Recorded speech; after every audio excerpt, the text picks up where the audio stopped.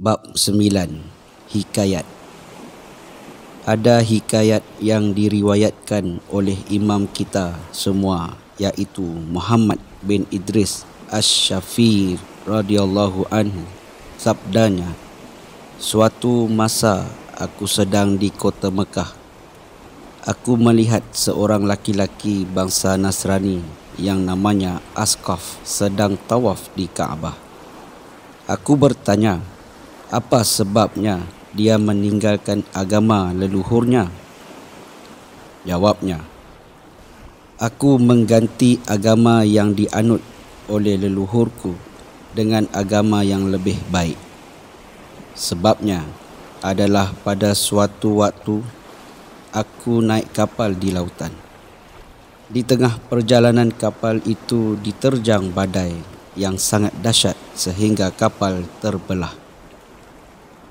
Kebetulan dengan selembar papan yang terpegang olehku, aku terdampar di suatu pulau.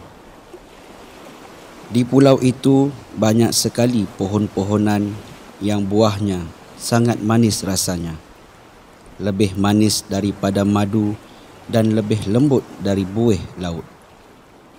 Selain itu, ada sebuah sungai yang airnya sangat jernih dan sejuk, membuat segar kalau diminum. Di atas pohon-pohon banyak sekali bermacam-macam burung riuh berbunyi. Matahari sudah mulai terbenam. Aku makan buah-buahan dan minuman air sungai tadi. Siang berganti malam. Angin meniup daun-daun pohon. Terdengar suara ranting-ranting jatuh menimpa dahan. Suara ombak laut bergemuruh karena mulai pasang. Burung sudah tidak bersuara lagi, kecuali suara jengkerik yang terdengar. Hatiku mulai terasa was-was, rasa takut dan ngeri. Badan terasa kedinginan, tapi hati terasa panas dibarengi rasa takut didatangi binatang buas. Segera aku naik ke atas sebuah pohon yang besar dan tinggi dan bersandar pada sebuah dahan yang besar. Tak terasa aku tertidur. Tengah malam aku terbangun dan melihat seekor makhluk keluar dari permukaan air laut. Dan makhluk itu mengucapkan tasbih kepada Allah Ta'ala yang bunyinya, La ilaha illallahu ghafar Muhammadur Rasulullah Nabiyul Mukhtar. Makhluk itu merangkak ke tepi pantai dan terlihat kepalanya seperti kepala burung kasuari, mukanya seperti muka manusia, kakinya seperti kaki unta, ekornya seperti ekor ikan. Ketakutanku makin bertambah. Perasaan makhluk itu akan menerkam. Tanpa daya dan teramat takut, akhirnya aku pingsan. Waktu siuman, aku terasa telah ada di bawah dekat makhluk itu. Aku bangkit dan akan lari. Tetapi makhluk itu berkata, Diam. Kalau kamu tidak diam, akan ku makan. Aku menurut dan duduk di tanah, pasrah. Menganut agama apa kamu? Bertanya makhluk itu. Nasrani, jawabku. Rosak sekali, rugi sekali. Kenapa kamu menganut agama itu? Sekarang kamu pindah ke agama Hanifiyah, iaitu Islam. Sebab kalau kamu bukan Islam, sudah tentu bakal dianiaya oleh kaum jin mukmin yang mengisi pulau ini. Tidak akan ada yang selamat di pulau ini kecuali yang beragama Islam. Bagaimana caranya masuk Islam itu? Aku bertanya. Makhluk itu mengajariku. Asyhadu an la ilaha illallah wa asyhadu anna Muhammadar Rasulullah. Aku mengikuti mengucapkan kalimah itu. Lalu makhluk itu berkata lagi, apakah kamu akan tinggal di pulau ini atau akan pulang ke keluarga kamu? Dijawab olehku bahawa aku akan pulang. Kata makhluk itu lagi, diamlah kamu di tempat ini. Tidak lama lagi akan ada kapal lewat ke pulau ini. Berkata begitu makhluk itu sambil pergi, lalu masuk lagi ke dalam laut. Tidak lama kemudian ada kapal yang lewat ke pulau itu. Setelah aku membuat isyarat memanggil kapal itu, kelihatan kapal itu berhenti dan mereka menurunkan sekoci untuk menjemput. Ketika aku naik ke atas kapal itu, aku melihat 12 orang. Aku bertanya kepada penumpang kapal itu, mereka menganut agama apa? Mereka menjawab bahawa mereka beragama Nasrani. Lalu aku menceritakan pengalamanku dari awal sampai akhir. Tidak ada yang terlewat. Selesai aku bercerita, seluruh penumpang kapal itu langsung masuk Islam. Hikayat kedua diceritakan oleh Syekh Abdullah Al-Jafiri Dina, kitab Raudhu Riyauhin. Zaman dahulu ada seorang raja yang sangat zalim dan bengis. Tidak sayang kepada sesama makhluk, tidak sayang kepada yang lemah. Betul-betul sombong merasa dirinya raja yang berkuasa. Rakyatnya tidak diperhatikan. Ia mengikuti hawa nafsunya dan amarahnya, merasa dirinya paling tinggi berkuasa. Tidak akan ada yang berani menentangnya. Kehidupan sehari-harinya hanya dikerubungi oleh gadis-gadis cantik. Dari setiap kampung, gadis-gadis yang cantik diboyong ke istananya. Dia menyembah yang tidak umum, yaitu setan dan siluman, batu dan api. Pada suatu ketika, raja itu diperangi oleh pasukan Islam dan ternyata kalah. Dan raja itu ditawan, dibelenggu oleh pasukan Islam. Keputusan dari Mahkamah Agung, raja itu harus dihukum mati. Pasukan Islam dan masyarakat musyawarah bagaimana caranya menghukum mati raja itu agar terasa sakit dan perlahan-lahan. Semuanya mufakat. Raja itu akan direbus dalam kancah berisi ancuran timah dengan api yang berkobar-kobar. Ketika hukuman itu akan dilaksanakan, raja itu memanggil kepada setiap yang disembahnya untuk minta pertolongan. Tetapi tidak ada yang datang untuk menolongnya. Akhirnya, raja itu putus asa.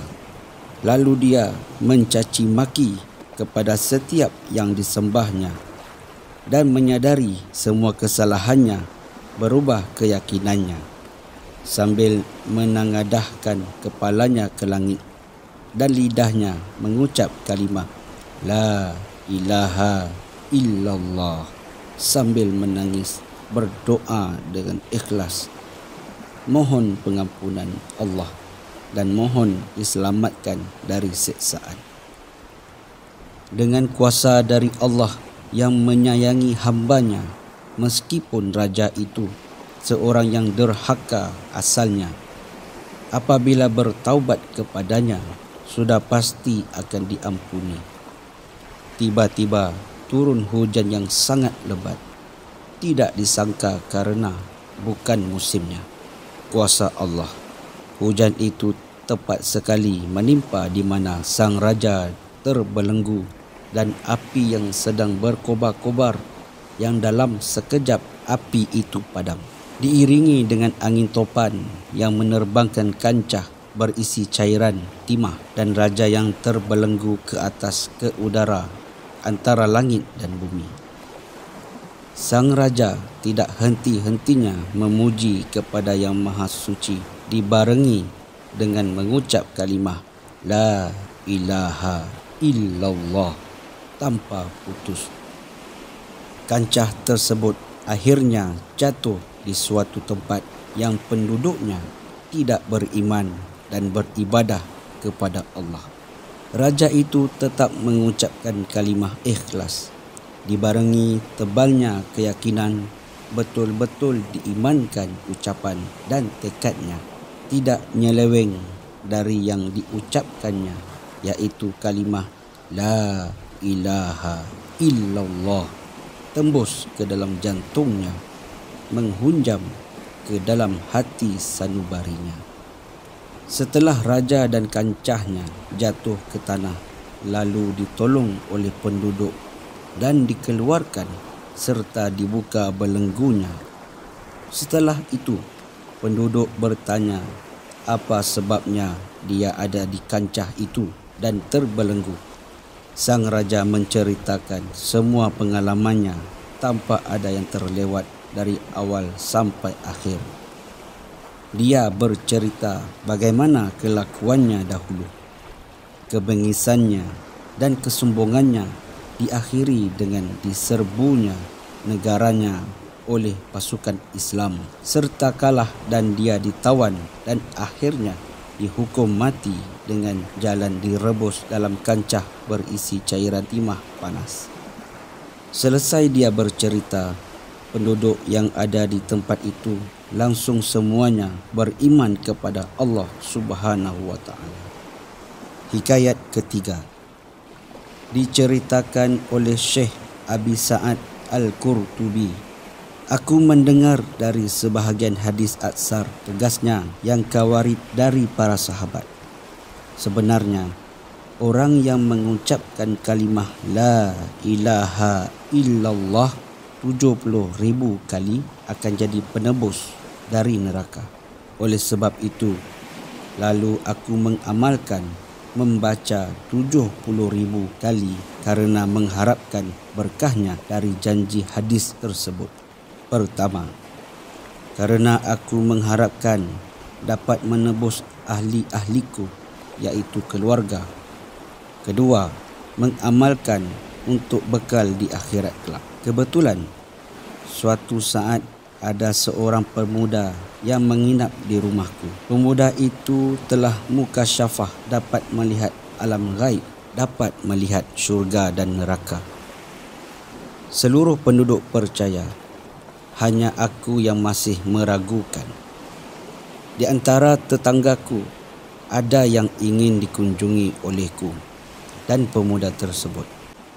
Aku dan pemuda itu mengunjungi di rumah tetanggaku itu, disuguhi makanan dan minuman.